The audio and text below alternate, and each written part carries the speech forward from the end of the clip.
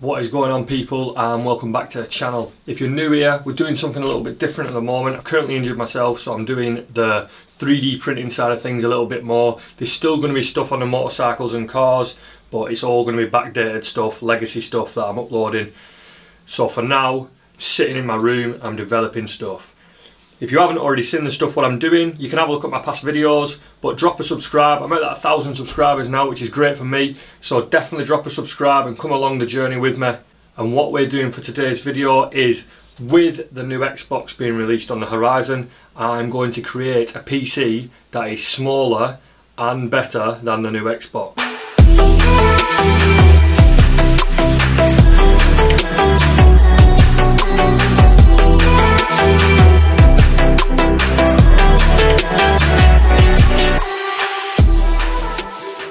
Now you might think, that can't be that hard, surely. They already exist, the NZXT H1 exists. But I can get it smaller than that, and I can fit better components in that, I think.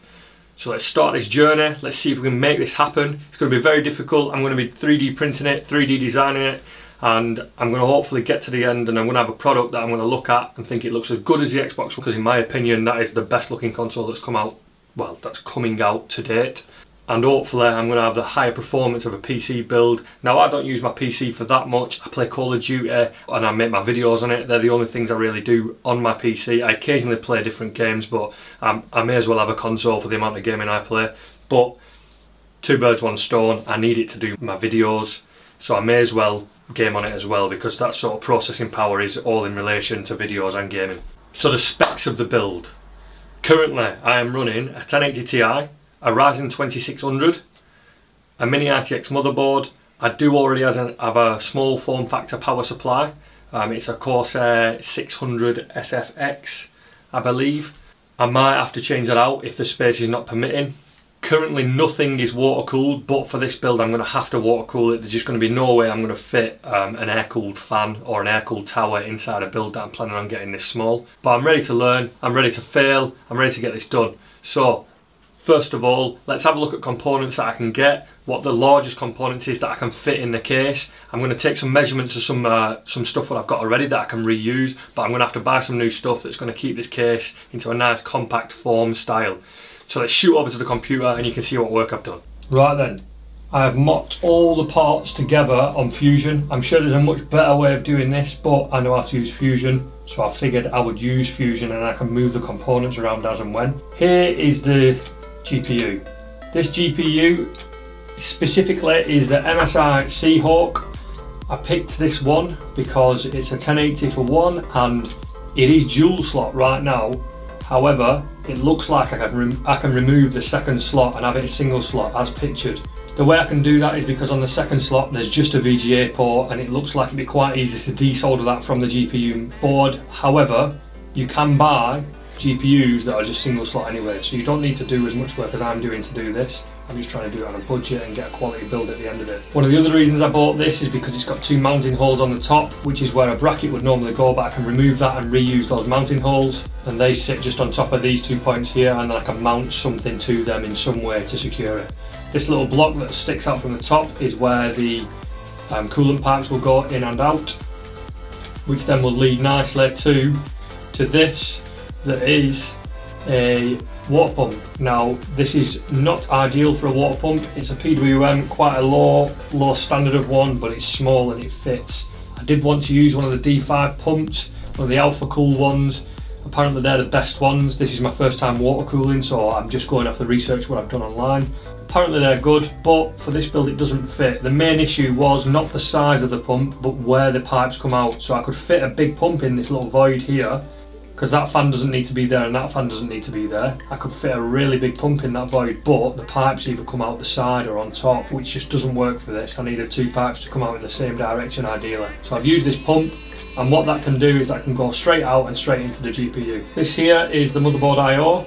I've cut that out, and this little raised bit is the Wi-Fi, because I won't be using the factory I/O shield. I'll be designing my own to make it a bit more lower profile. This is the only unique part about this build that you'd have to use the motherboard that I've designed if you decided to use my designs. However, everything else on the motherboard should be change it out for what you need, upgradable in the future. This motherboard might look a little bit weird, but what I've got is I've got a block back here for the I/O shield, and this other block that's on the other side, that is for the M.2 drive. So there's a forward M.2 drive on this and also one on the rear. This one's raised up, it's got a heatsink on it, and I just put that in there just so I can avoid it with any coolant pipes and when I'm mocking stuff up, and I could really just visualise how much space I'm going to have in the middle of this.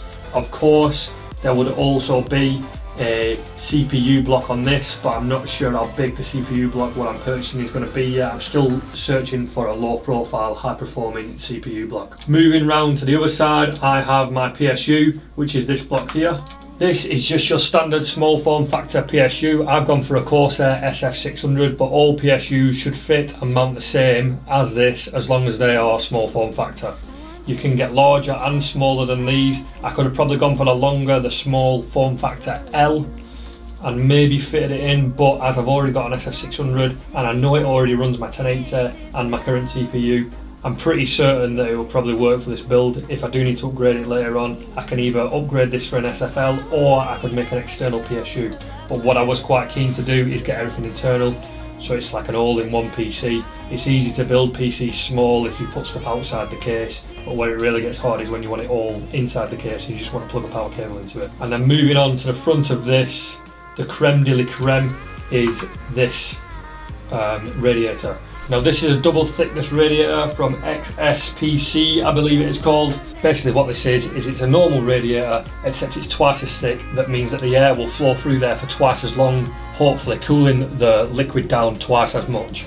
I'm sure there's some science behind why it wouldn't be exactly twice as much. However, from the research that I've seen, these double thickness radiators do work better, and as I could fit one in, or I think I can fit one in, I thought I may as well get one in. And if need be, and I need to shift it over that way a little bit, I can always get lower profile fans on the side, and what I've opted for fan wise is the Noctua fans. I wanted to go for the silent ones, so I've mocked them up on there, and also I've potentially put a fan on top here, a fan on the side here, and 3 fans at the bottom of the GPU. Now these are all ideas, they're probably not going to be essential. If I can fit them in with not much hassle, they'll be going in. If they cause me dramas, they won't be going in. I would imagine that these 2 fans will be perfectly capable of cooling the radiator and the components connected to it. So what I'm going to do now is I'm going to get onto designing the base and the mounting mechanisms for all these components. The bottom is going to obviously be here, so all the cables come out the bottom. So I'm going to mount the bottom on this point, and I'm going to make sure that everything can be secured to a 3D printed base, and then I can build from there. Right then, so I've been very busy. This is the base that everything's going to mount to.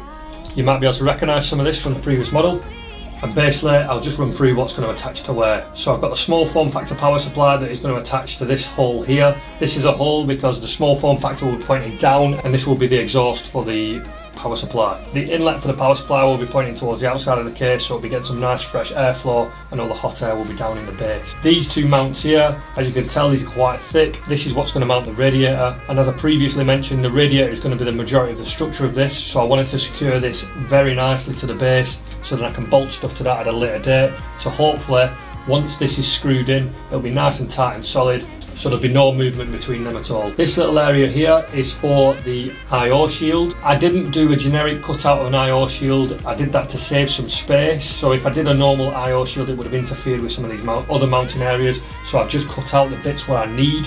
This little circle here is for cable management, so a lot of the cables are going to go underneath, around and back up, so you won't see any cables inside the case itself. It'll all be routed underneath, which can be covered up. This slot at the end is for the GPU, and these 2 brackets, they are going to mount a base that basically mounts the back of the motherboard and the back of the GPU, which basically sticks them together. They will go in and come out as one unit rather than 2 separate units, so I'll attach them before sliding them into the case. And all of this is going to mount to the base lower. Now this is basically just an inverted side of what we've just seen with the legs on.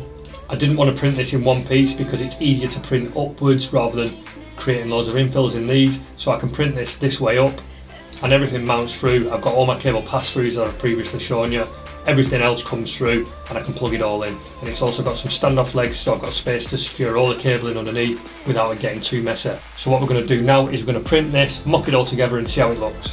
Right then people, so this is where we are at right now. So as you can see, I managed to get the double thickness XSPC cooler, and I got some Noctua. These are like the budget Noctua fans, but they definitely look better in my opinion. They don't come with like the rubber mountings and stuff, but they're not that colour of Noctua fans. Is like a really light brown. Now, I was thinking about building this case in a brown, but it wasn't the same brown as the Noctua, so I thought I'd go for the darker ones. That way I can decide whatever colour I want and you won't be able to really see them when they're inside anyway. I went for a different pump. I went for DC12 400 PWM edition brushless pump. This does 400 litres per minute. It's not that far off the DC5 pump that I was looking at, so it's still a fast flowing pump and it's very small and it can be run in any orientation.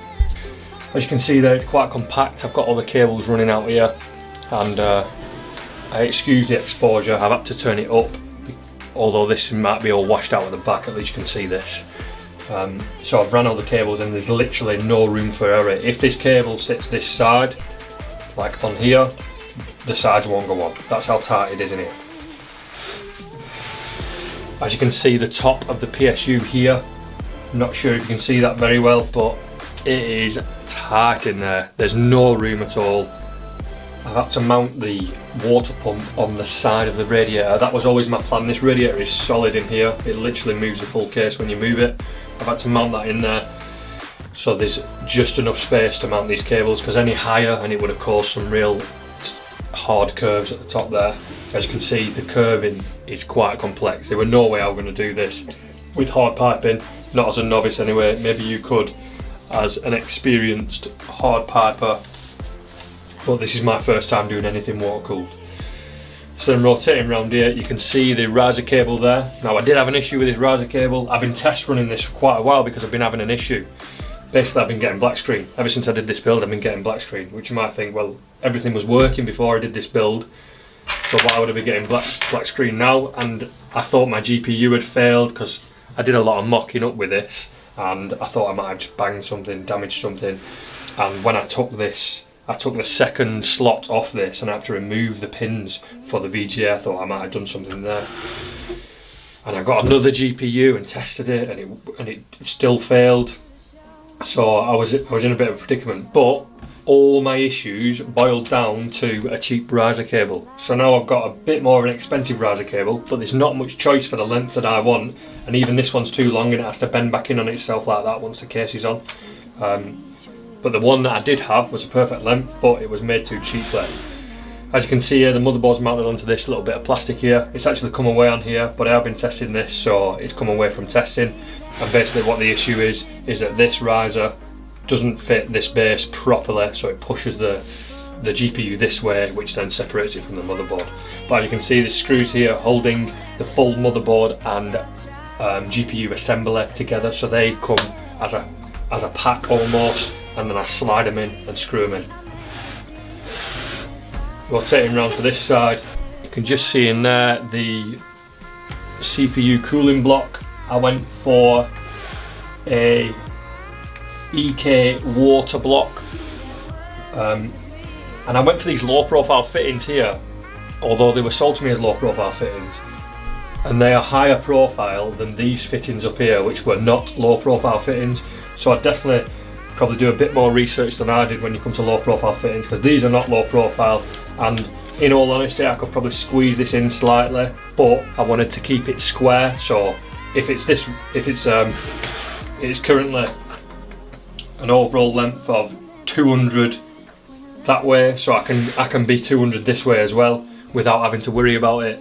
So the more space, obviously the better airflow, nothing's obstructing the fins on the back here, and because I'm going to have these sides vented, the air should just be able to blow out of the sides here. I don't plan on installing any more fans to this. It's been running perfectly fine without additional fans, but I've not yet built the case for it. I've just been testing it like a little test bench as is. I've been running it actually on its side like this, because the water pump can run in any orientation. I've been running on its side like this to make ease of access to the back bit, but I mean, it even looks pretty cool sat in style like this on my desk, everything exposed. Certainly whenever anyone comes into my office and they see this, they're like, what the hell is that thing? And then on the underside, as you can see, all my cable management is down here. I've had to use extender cables for the fans, but everything's accessible here. Some of these are a little bit snug, can't use some of them. I can't use this HDMI down here, it's too tight for me to use, and it's really, really difficult to get the Ethernet cable out because I can't get my thumb in there to clip it in. But the small form factor power supply there, got loads of ventilation, I can access everything that I need. So for now, I need to make just a few amendments to this, and I'm going to print this in the final material. Thanks for making it this far in the video. That's just episode 1 where I've done the design phase of it. I've got it printed, I've got proof of concept that it's going to work, and now I really need to go on to the finalising of the designs, making it so it's actually functional and not a bit of a pain to work on. I'm going to smooth everything out, round over all the corners, and I'm also going to print it in a different material. I've got this stuff from Spectrum. This is a brand new product, and I'm not sure how it's going to play out. It is PLA, so it might not be up to the standard of building a PC case, but if it's not, I'm going to revert back to printing it in the carbon fibre stuff what I originally going to print it in, and I'm doing a bit of a funky colour in this stuff. I'm not sure if everyone's going to like it. In fact, I know everyone's not going to like it. I'm doing it in brown and cream. That's the colour of my van. I've got like a brown van with like a cream interior. I'll put a picture of it up now so it makes more sense. It sounds dead old fashioned, but I really like the look of it. So if I can do this PC in a somewhat similar material, I think it'd be pretty cool. Join me in the second episode for where I finalise that, and hopefully by the end of that one we will have a stood up PC that's not like this, that's fully functioning and cooling.